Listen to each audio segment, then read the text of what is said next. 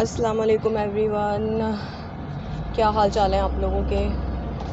मैं बहुत दिनों के बाद आज एक वीडियो न्यू जो है वो लेकर के आई हूँ।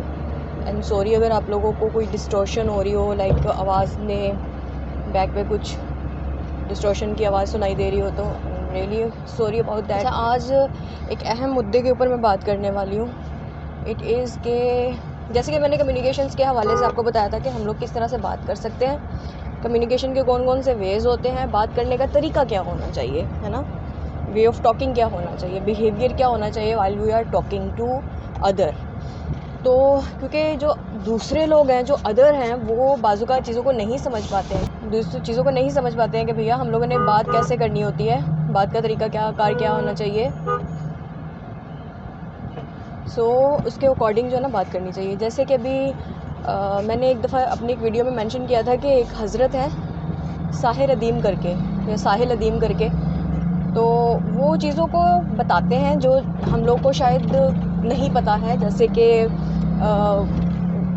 लाल गाय के हवाले से उन्होंने बताया था कि एक लाल गाय है, वो किस तरह से इसराइली जो है वो उसको यूटिलाइज़ करने वाले हैं या कर रहे हैं। ठीक है, वो एक न्यू थिंग थी हमारे लिए। न्यू थिंग तो नहीं थी क्योंकि कुरान पाक जो पढ़ते हैं उनको तो ज़ाहिर सी बात है मालूम ही है। मैं भी कुरान पाक पढ़ती हूँ तो मुझे भी मालूम था, लेकिन उसकी इंग्लिश फॉर्म जो है वो हमें नहीं पता थी, मुझे भी नहीं पता थी। मुझे भी पता चली कि अच्छा इसको ये बोलते हैं। खैर फिर ये हुआ कि रिसेंटली ही एक प्रोग्राम के दौरान में साहिल अदीम साहब का एक झगड़ा हुआ है खातून के साथ में, जहाँ पे मुझे ये पता चला कि झगड़ा हुआ किस बात पे कि हज़रत ने ख़वातीन को जो है 97% ख़वातीन को जाहिल करार दिया। तो उनमें जो 3% छोड़ी वो शायद अपने घर वालों की छोड़ी होंगी, उनके घर वालों की होंगी, उसके घर की होंगी औरतें, वो 3 औरतें, उसकी माँ, बहन, बेटी, बीवी तो ज़ाहिर सी बात एक्सक्लूड हो जाती है इसमें, क्योंकि बीवी तो होती ही जाहिल है। हर किसी की बीवी जो है वो जाहिल ही होती है ना। तो शायद इस अंदाज से उन्होंने 97% ख़वातीन को जाहिल बोला। उन्होंने बोला मैंने सर्वे किया है और स्पेसिफ़िक एक word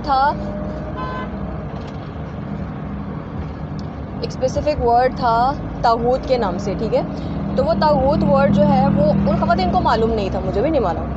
that's mean I am also a जाहिल। तो हज़रत जो है वो है आलिम दीन, जो हमें दीन के हवाले से बताते हैं, दीन के हवाले से मालूमात देते हैं, ठीक है। और उनके अकॉर्डिंग 97% ऑफ ख़वातीन जाहिल हैं क्योंकि उनको तागूत का मतलब नहीं पता। अब तागूत के जो मीनिंग्स बनते हैं वो शिर्क के बनते हैं कि आपने फ़लाँ चीज़ों में अल्लाह से शिर्क नहीं करना है, राइट। अब शिर्क क्या है, शिर्क के बारे में तो ज़ाहिर सी बात है पूरा कुरान पाक भरा पड़ा है कि अल्लाह के साथ शिर्क नहीं करना चाहिए। शिर्क होता ही अल्लाह के साथ है, अल्लाह के ज़ात के साथ है, आपने शिर्क नहीं करना है, ठीक है। शिर्क फॉर्म हमें पता है कि अच्छा ये एक फ़ॉर्म है, हम सिंप्लीफाई करके चीज़ों को बयान करते हैं। शिर्क की फ़ॉर्म जो है वो हमें पता है, ठीक है। तो इसमें जहालत वाली कोई बात नहीं होती है। उन्होंने बोला मैंने 97% 100 ख़वातीन को सर्वे किया, वो 100 ख़वातीन में से 97 को इसका मतलब मालूम नहीं था। तो साहिर अदीम से मेरा सिंपल सा क्वेश्चन है कि क्या आपने 100 मर्द भी लिए थे और उन 100 मर्दों में से 100 मर्दों को ही तागूत का मतलब पता था?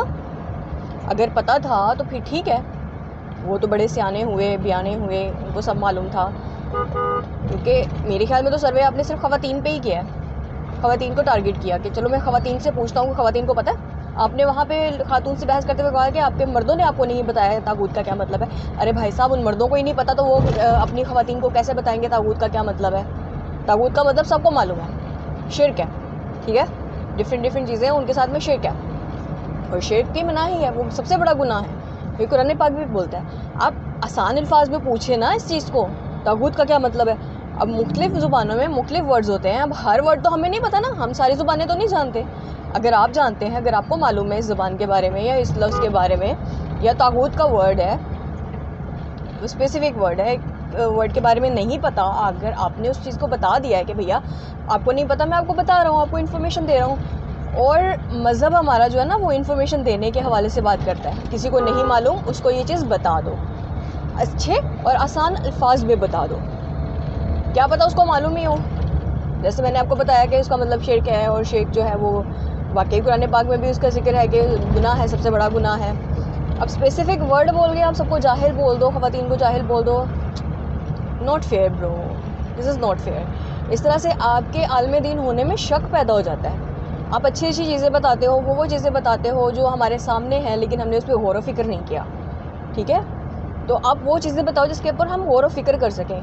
ऐसी चीज़ें मत करो कि आपके ख़िलाफ़ ही प्रोपेगेंडा शुरू हो जाए, सारी दुनिया जो आपके ख़िलाफ़ हो जाए। या तो आप जानबूझ के अपने ख़िलाफ़ करना चाहते हो सबको, आप चाहते हो कि सब लोग लड़ें आपसे। अब अपने घर की उन मेन 3 ख़वातीन, माँ, बहन और बेटी को छोड़ के आपने सारी ख़वातीन को जाहिल बोल दिया। This is not fair bro, this is really not fair.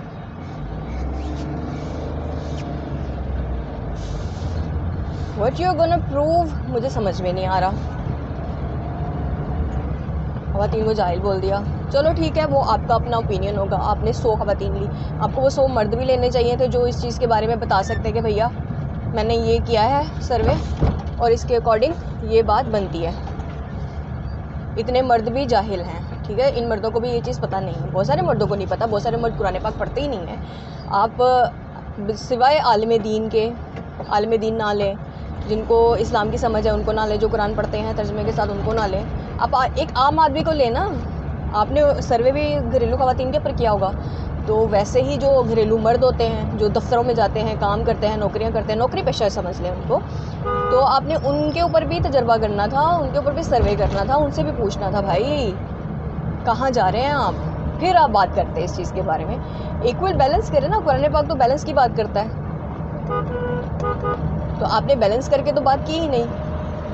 तो अगर आप अच्छे वे में दूसरों को एक चीज़ बताएंगे, बजाय लड़ने के, बजाय उनको फोर्स करने के, अच्छे वे में बताइए, अच्छे वे से बात कीजिए, आपकी बात को सुना भी जाएगा, रखा भी जाएगा और उसको अहमियत भी दी जाएगी। जैसे आपने बात की, उसमें भी आप बहुत सारे उलमा से लड़ रहे थे, वो लोग अच्छी तरह से नहीं बता पा रहे थे या उनके पास वो इन्फॉर्मेशन नहीं थी जो आपके पास थी। आपने रिसर्च किया है, आप एक रिसर्च स्कॉलर हैं, तो एक स्कॉलर का काम होता है वो अच्छे वे में दूसरों को कन्वे करें, ना कि उनके साथ लड़ें, उनको जाहिल बोलें, उनसे ये बोलें कि नहीं मैंने तो ये सर्वे किया है। सिर्फ 100 ख़वातीन को लेना यार, चलिए ठीक है ब्रो, वो आपकी अपनी एक समझ होगी, अपनी समझदारी के हवाले से आपने बात की होगी, बट आपको इक्वल बैलेंस रख के बात करना चाहिए थी, ऐसे बात नहीं करनी चाहिए थी। सिंप्लीफाई करें चीज़ों को। अगर एक वर्ड का मीनिंग किसी को नहीं पता है तो उनको वो बात बताएं, ना कि उनको जाहिल बोल देते। तो जाहिल हो तो हमें पता ही नहीं है, या ऐसे थोड़ी करते हैं ब्रो, ऐसे नहीं करना चाहिए था आपको।